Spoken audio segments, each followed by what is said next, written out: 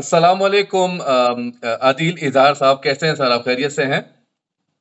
हाँ जी, वालेकुम अस्सलाम, अल्लाह का शुक्र खैरियत से हूँ। पहले तो बहुत-बहुत आपकी आई एप्रिशिएट कि आप ज़ाहिर है इस वक़्त मैं भी ऑफ़िस में नहीं हूँ, आप भी ऑफ़िस में नहीं, लेकिन आपने स्पेशली टाइम निकाला, आपने कहा कि मसरूफ़ थे आज आप, लेकिन that you have still taken time for us, really appreciate it.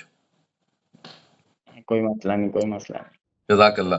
तो सर थोड़ा-सा बताइए अपने बारे में, आपका नाम ज़ाहिर है मैंने बता दिया है, लेकिन अपना पूरा नाम, अपनी पूरा बैकग्राउंड ज़ाहिर है जो लोग देख रहे होते हैं, वो बड़े मोटिवेट होते हैं इस हवाले से कि भाई इन साहब की प्रोफ़ाइल क्या है, इन्होंने क्या डिग्री की है, क्या वर्किंग एक्सपीरियंस थोड़ा-सा तो बताएँ बैकग्राउंड इस हवाले से। मेरा नाम सैयद अदील अज़हर है सैयद अदील अफ़ज़ल साहब, और ठीक है। हुँ।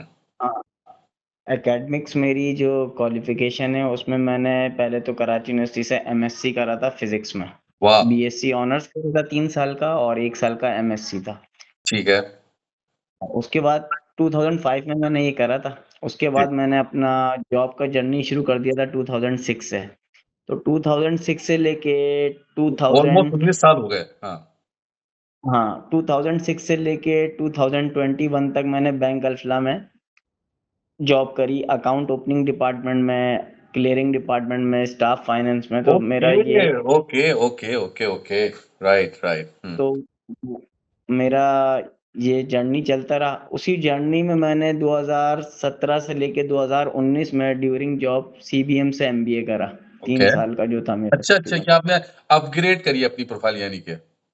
बिल्कुल, बिल्कुल, तो वो हुँ। असल में बैंकिंग के हिसाब से बेहतर भी रहती है, फाइनेंस वगैरह के हिसाब से, जी, मैनेजमेंट के जी। हिसाब से एमबीए की डिग्री। जी। तो वो करता रहा मैं, वो भी अल्लाह ताला ने करा दिया था।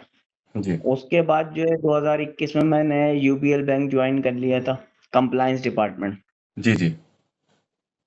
तो 2021 में वो जॉइन करा यानी आपकी और बैंकिंग 2021 फ़ील्ड से रही फॉर द लास्ट बिल्कुल, 10-15 इयर्स बिल्कुल, बैंकिंग फ़ील्ड से बैंक ताल्लुक रहा। हाँ, बिल्कुल बैंकिंग एंड फाइनेंस प्रोफेशनल रहे हम लोग। हाँ, तो वही फ़ील्ड रही मेरी बिल्कुल और 2021 से फिर 2024 तक मैंने यूबीएल में, बैंक में, यूनाइटेड बैंक में कंप्लायंस मैनेजर के तौर पे काम किया। हुँ। तो कंप्लायंस में जो है एंटी मनी लॉन्ड्रिंग का जो एस्पेक्ट है, जो इंटरनेशनली सबको पता ही है आजकल इसके ऊपर बहुत ज़ोर है पूरी दुनिया का, बहुत ज़ोर है। जी हाँ, एफएटीएफ की वजह से। ऐसा ही है। तो उस डिपार्टमेंट में काम करा ट्रांज़ैक्शन मॉनिटरिंग में। सही। तो और फिर अभी मैं जो है 2025 के जैन से लेके अब तक जी। एचबीएल में हूँ, हबीब बैंक में कंप्लायंस में हूँ। ये बताइए सर आपको कोरू से आपको किसने आपको बताया कोरू कंसल्टेंट के हवाले से? कैसे आपने कॉन्टैक्ट किया? किससे आपका कॉन्टैक्ट हुआ? और आपकी पिटीशन कितने अरसे में अप्रूव्ड हुई? थोड़ा-सा ये बताइए? हुँ। कोरू का मुझे इस तरह पता चला मेरे एक मरहूम दोस्त हैं, उन्होंने कोरू के थ्रू अप्लाई करा था। My God! मरहूम दोस्त!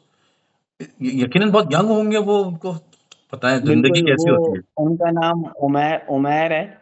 वो इंतकाल कर गए मलेशिया में, उनका केस भी कोरू से ही चल रहा था। मुझे याद आ गया, कैसी ज़िंदगी होती है बताएँ यार, ज़िंदगी कैसी होती है तो वाक़ई। वो इंजीनियर भी थे सर सैयद के, तो उन्होंने मुझे कोरू का बताया था और उन्होंने इस वीज़ा का मुझे बताया था, मुझे इस वीज़ा का ही नहीं पता था। बताएँ तो यार। फिर हुँ। और उनके थ्रू मुझे पता चला था, मैंने कोरू में जाके खुर्रम साहब से जो आपके खुर्रम बिज़नेस हेड हैं, जी, हमारे जो खुर्रम अब्दुल साहब, तो पायनियर हैं उनके बिल्कुल। पास मैं गया था। खुर्रम भाई के पास गया था, तो उनसे मेरी मुलाकात हुई वन टू वन। तो बिल्कुल। उन्होंने इसके बारे में मुझे समझाया इस कैटेगरी के बारे में, लेकिन मैं आपको सच्ची बताऊँ मैंने उनकी बात पे कोई 100% या 50% भी यकीन नहीं किया था। नेचुरली सही बात है। हुँ। तो मैंने उसके ऊपर रिसर्च करी फिर थोड़ी-सी इस प्रोग्राम के ऊपर अपने तौर पे। जी। इ तकरीबन 15 हिम्मत दिन आई मैंने आपके अंदर। रिसर्च की।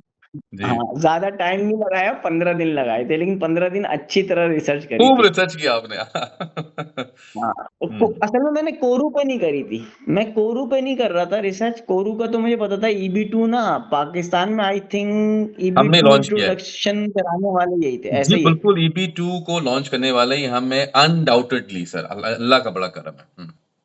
तो बस मैंने इस प्रोग्राम को रिसर्च करा कि इस प्रोग्राम में जो वो चीज़ें उन्होंने बताई, क्या ये इंटरनेशनली एक्सेप्टेबल है या नहीं? तो उसको देखा और मेरा एक मानना है कि हर एक को देखना भी चाहिए। अपनी रिसर्च ज़्यादा ज़रूरी है, बिल्कुल। साथ-साथ। तो बस वो देखा था, उसके बाद बस फिर मैं खुर्रम 15 दिन में मैंने फ़ैसला कर लिया था, उसके बाद मैंने कहा चलें चांस लेते हैं।